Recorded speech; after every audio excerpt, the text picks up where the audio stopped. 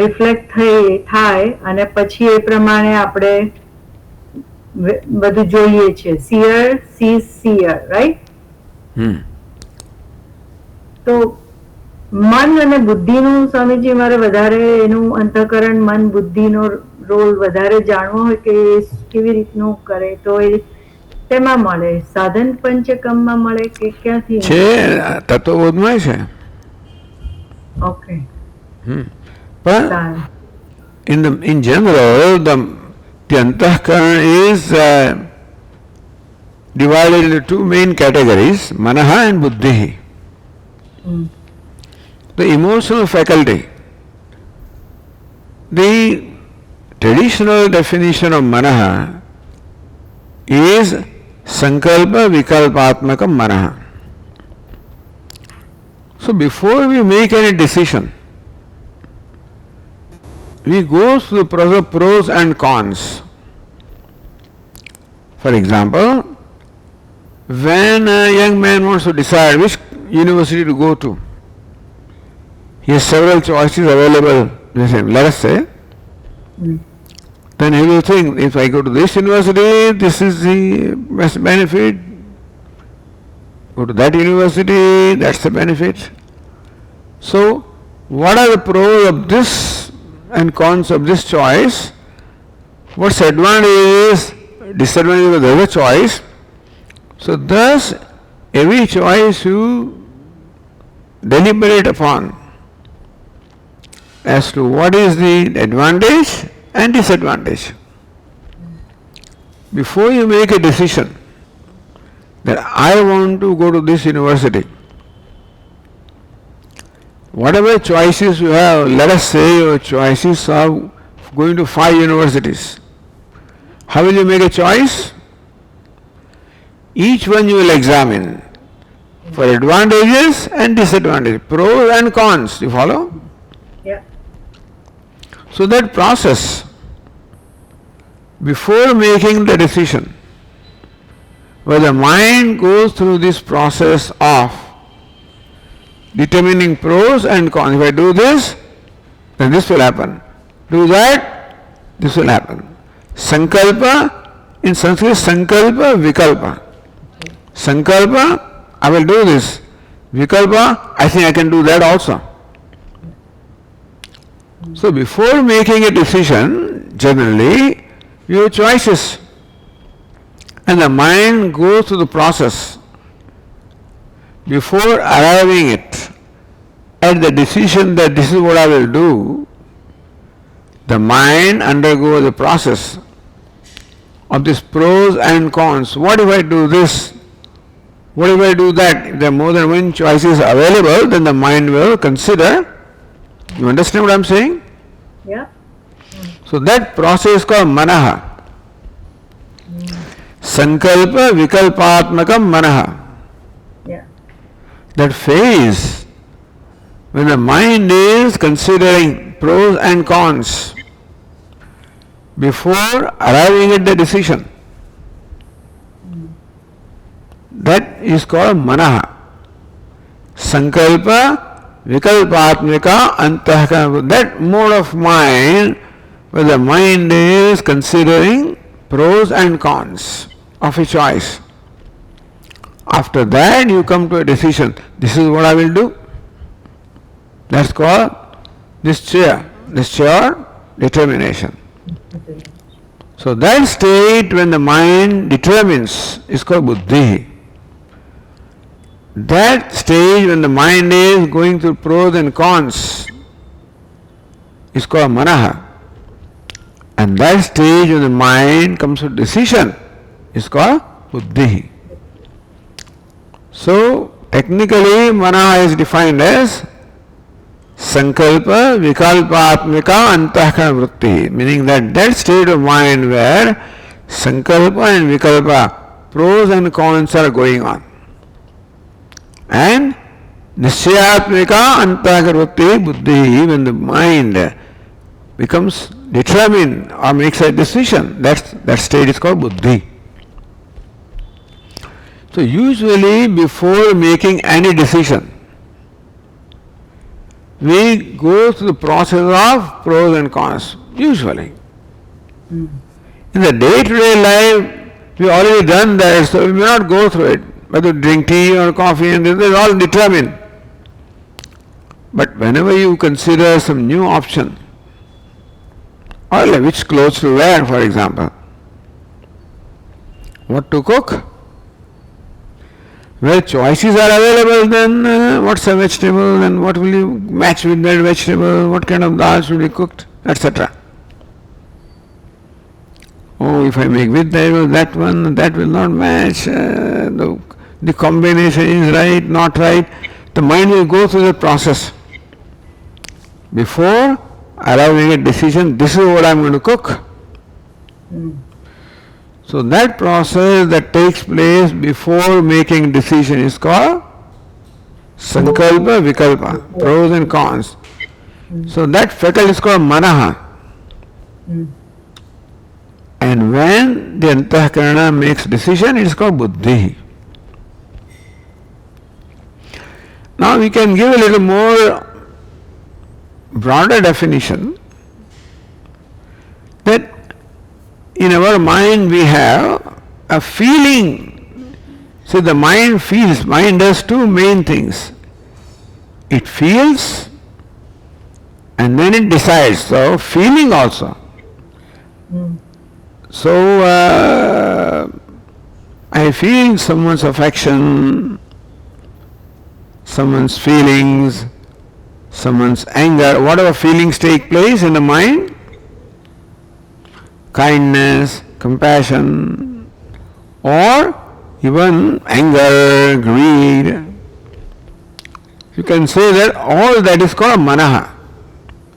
The feeling faculty can be called manaha, and the deciding faculty is called buddhi.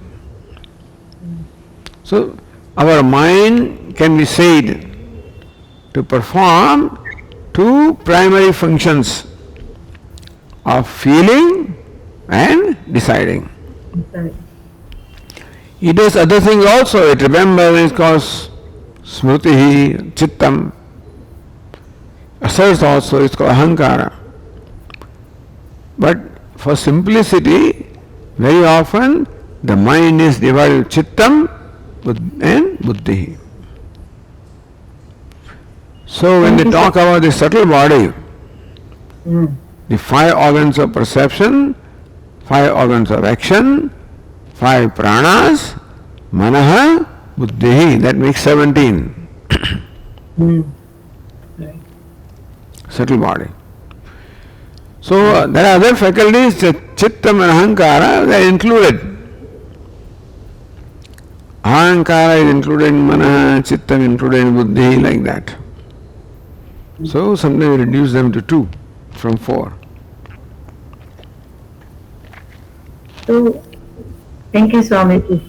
And this explanation you can get from Tattvabodha also. Yeah. હું ફરીથી વાંચીશ અને see if that is clear. Yeah.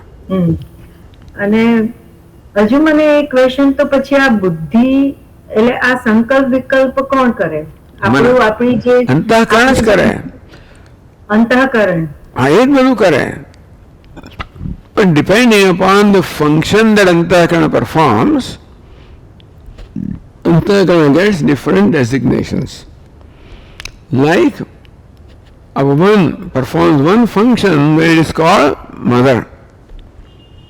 Other function is called wife. Third function is called daughter. Fourth function, daughter-in-law. Same person. So they are called functional names, you follow? Mother, daughter, sister, friend, wife. It's called functional names. One person. So also antahkarana performs various functions.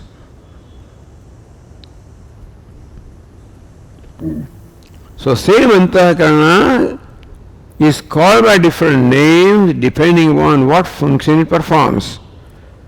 So mana, when it feels, it is called manaha, functional name. When it decides, called buddhi, functional name. Oh. Remembers, it is called Chittam, functional name. Yeah, बहुत Saraswatiji. Thank you. संकट पड़ी गई. Right.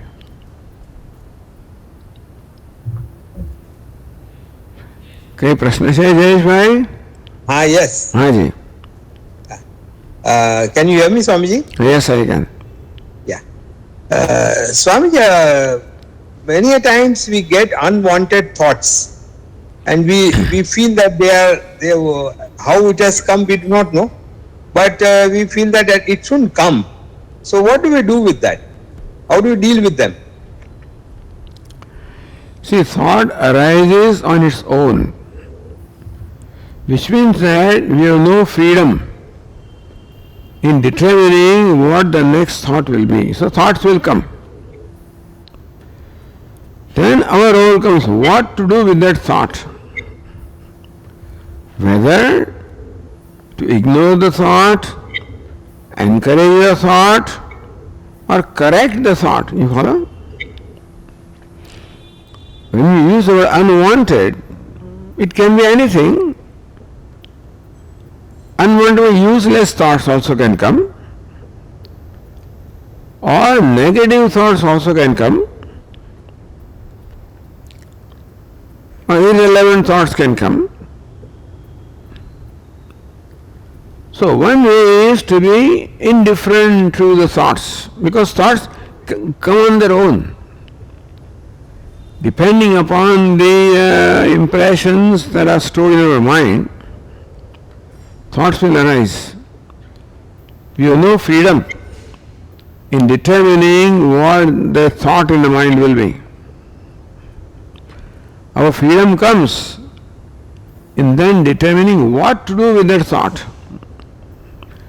Therefore, we need not feel bad about an unwanted thought because I have not thought it.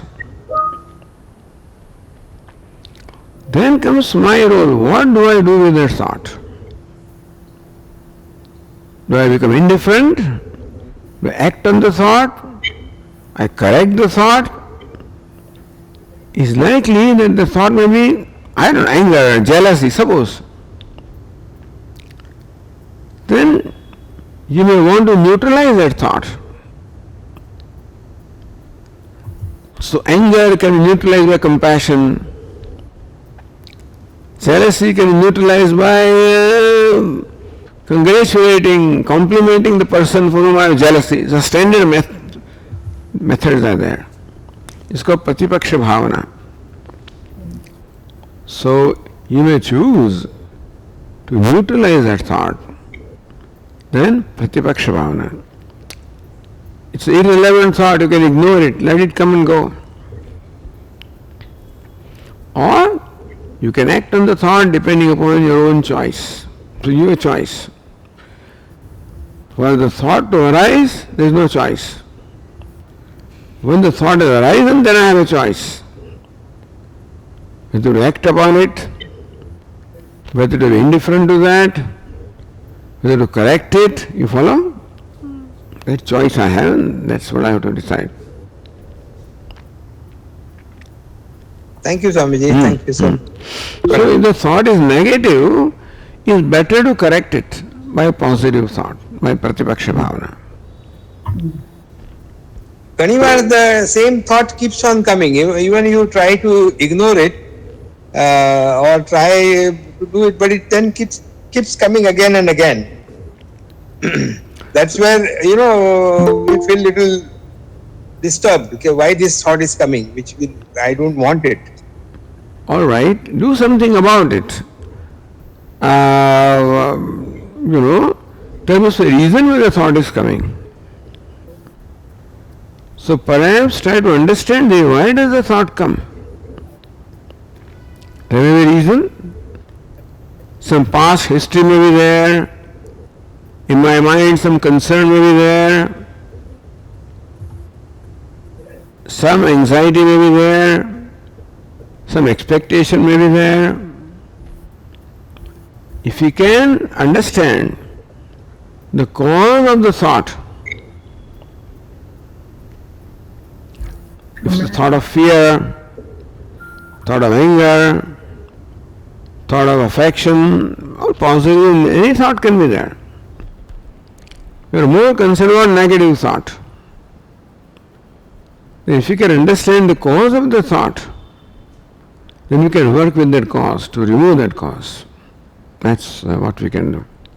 Yes. Thank you, Swamiji. Yes. Thank you.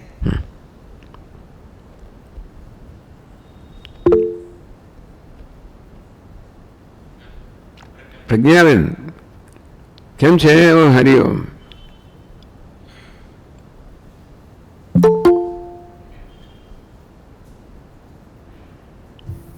Muted છે. Unmute સંભળાતું નથી. સંભળાતું નથી તમારું. મારું સંભળાય છે કે નહીં? હા હા સ્વામી. હા. એ બેને અનમ્યુટ કરવાનું છે. Pragnavan, you need to unmute. પેલો વોઇસ નું છે ને એને ક્લિક કરો તો એ અચ્છા એ કદાચ યોગેન્દ્રભાઈને કંઈ કહેતી હશે. હા Sorry, મેં જોયું નથી.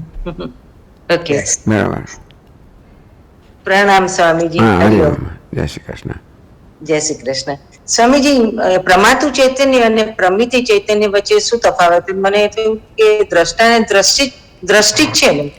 પ્રમા અને પ્રમિતિ? જી. પ્રમા અને પ્રમિતિ વચ્ચે કોઈ તફાવત નથી. એટલે મામાંથી પ્રમા બને પછી બીજો પ્રત્યય પ્રમિતિ બને. એનો અર્થ તો જ્ઞાન જ થાય. બંનેનું જ્ઞાન જ થાય. બંનેનો અર્થ જ્ઞાન જ થાય એમ. પ્રમાતા જુદી વસ્તુ, પ્રમિતિ જુદી વસ્તુ છે. પ્રમાતૃ, હા પ્રમાતૃ એટલે જ્ઞાતા. પ્રમાતૃ એટલે પ્રમાતા એટલે જ્ઞાતા. પ્રમિતિ એટલે જ્ઞાન. પ્રમેય એટલે ટૂંકમાં there are these three factors. આ ત્રણ વસ્તુ હોય. જ્ઞાતા, જ્ઞેય અને જ્ઞાનમ. જ્ઞાતા જાણનાર, નોવર. જ્ઞેય જાણવાનો વિષય, ઓબ્જેક્ટ ઓફ નોલેજ. જ્ઞાનમ નોલેજ. તો દરેકમાં ત્રણ વસ્તુ હોય. પ્રમાતા પણ કહેવાય, પ્રમિતિ, પ્રમેય. પ્રમિતિ અને પ્રમામાં કોઈ ફેર નથી. પ્રમિતિ એટલે પણ જ્ઞાન, પ્રમા એટલે પણ જ્ઞાન, કારણ કે એક જ શબ્દમાંથી બને, એક જ ધાતુમાંથી બનેલા છે. અને માં કહો કે મિતિ કહો, ટી પ્રત્યય લગાવો ને મિતિ થઈ જાય. એટલે પ્રમિતિ અને પ્રમા બેમાં કોઈ ફેર નથી, અર્થમાં કોઈ ફેર નથી. એટલે પ્રમાતા, પ્રમેય, પ્રમિતિ, અથવા પ્રમાતા, પ્રમેય, પ્રમા એમાં થાય. બરોબર?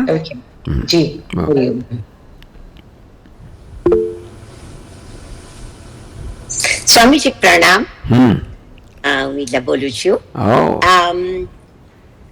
પ્રણામ. ગિલ્ટ ફિલિંગ માટે શું કરવું જોઈએ? there are two feelings, guilt અને hurt. તો એ બંને વસ્તુ માટે કેવી રીતે માનસિક પરિસ્થિતિ આપણે ઊભી કરવી? બે વસ્તુ કઈ?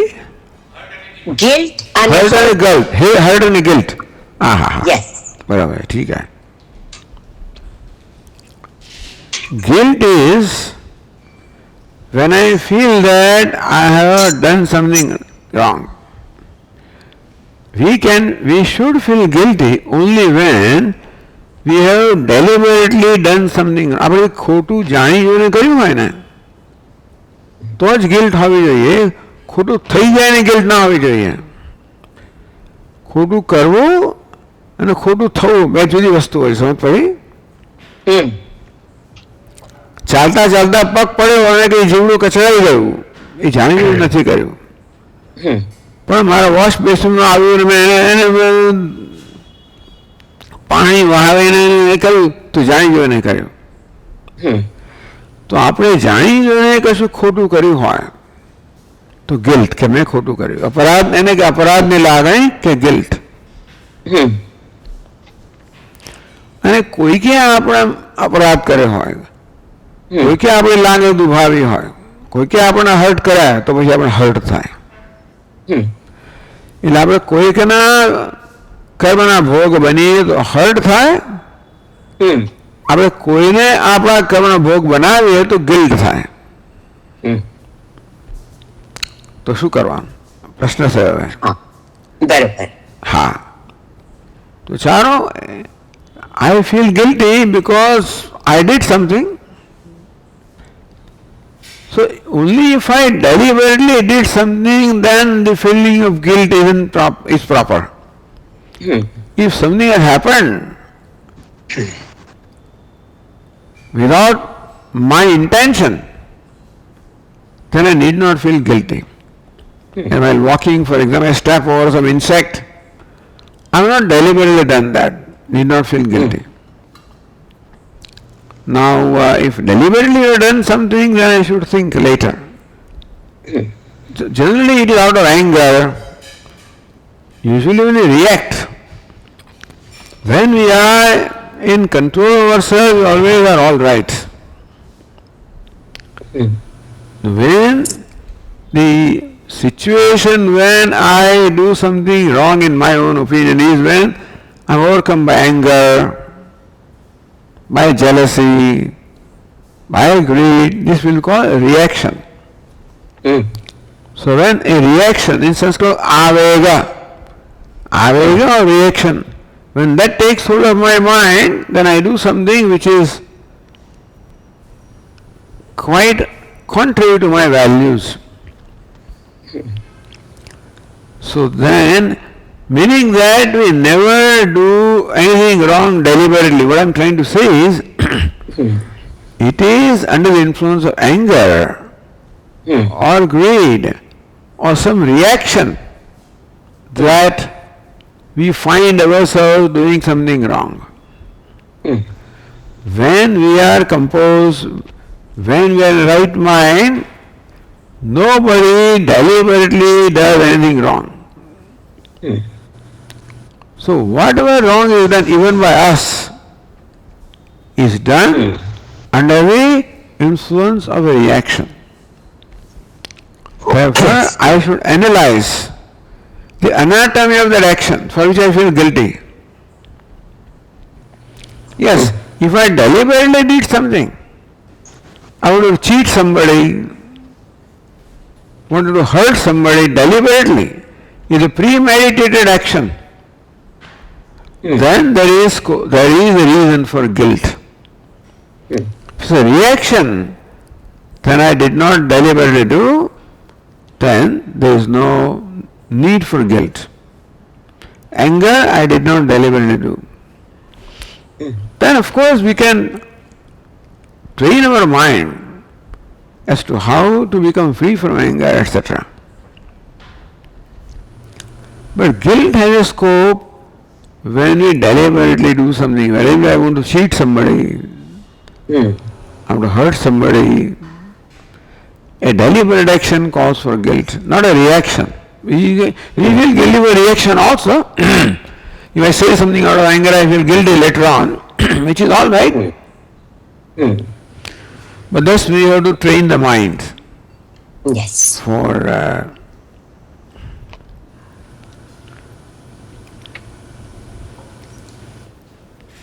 So based on a guilt, can I end up making a wrong decision?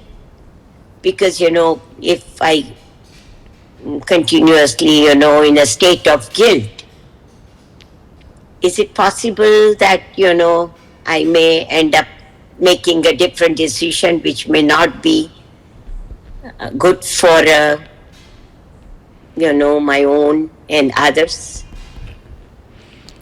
Guilt doesn't affect the decision. Guilt is a feeling that comes after we have done something.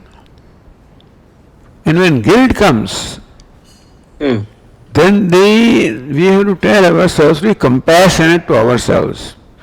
I also can make a mistake. I should not be too hard on my... I am not suggesting that we should be permissive about the wrong thing that we do, but we should not punish ourselves also, because it's done without, it is done out of anger, out of reaction.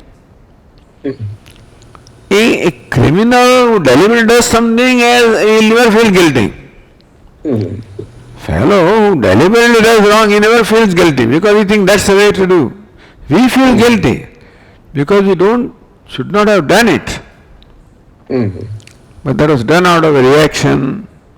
So we should understand that mechanism, what made me act that way, and then be kind to myself also. Okay, mind, now understand, don't do this again. Thank you. But in general, whenever we are controlled by anger, by greed, by jealousy, by any of this negative feeling, we will do wrong things. Meaning we will hurt somebody and then we'll regret.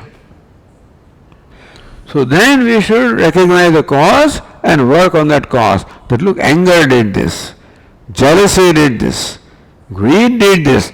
So let us say how we can become free from that, so that next time that wrong action does not happen. Hurt, somebody did something to me, then being forgiving to that person. That person did out of anger, out of also ignorance and that. Can I be large-hearted and forgive that person?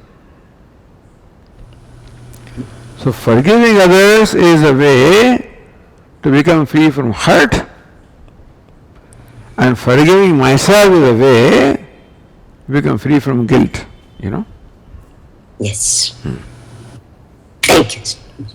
Yes, ma'am.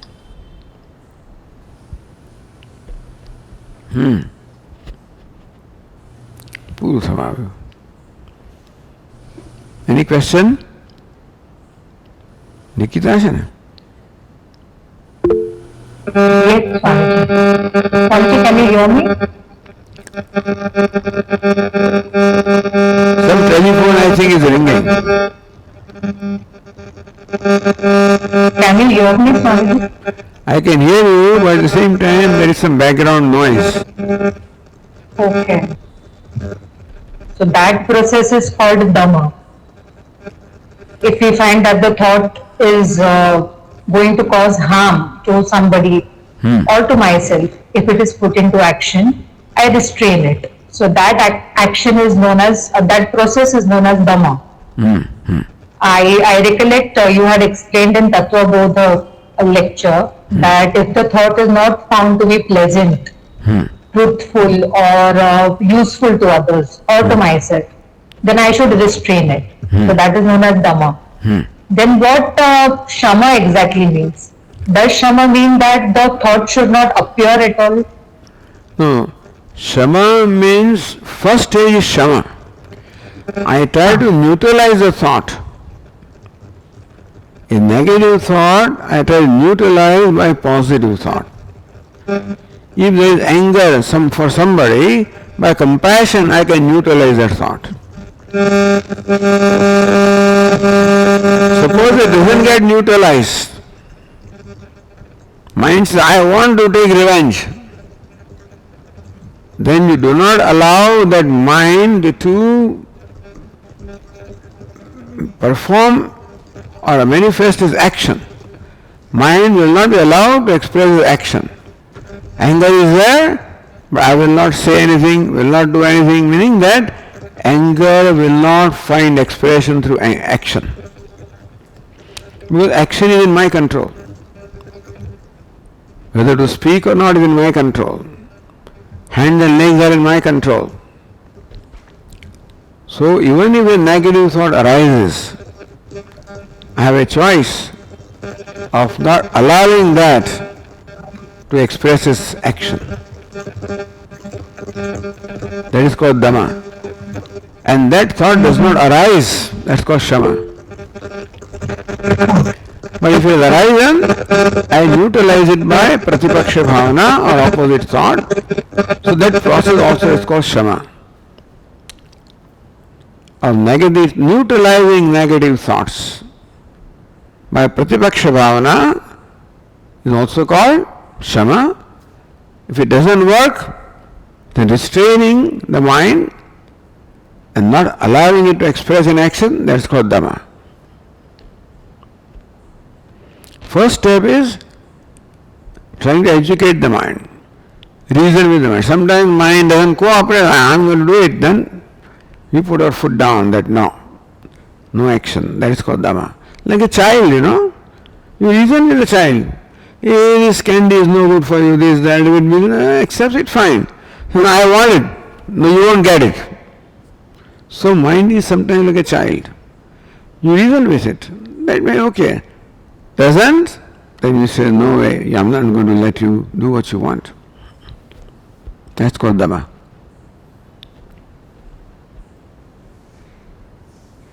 Samaratun, I don't hear you. Yeah, I was on mute. Yeah. Swamiji, can you hear me now?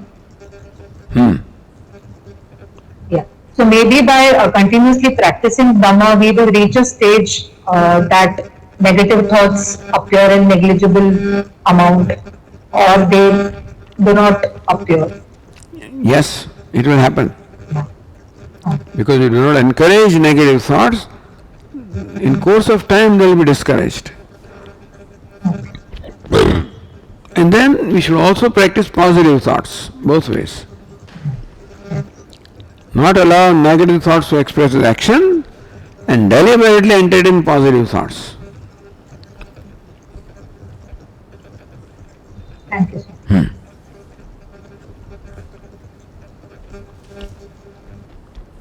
All right, so Rishi, we are done for the day. Okay. We'll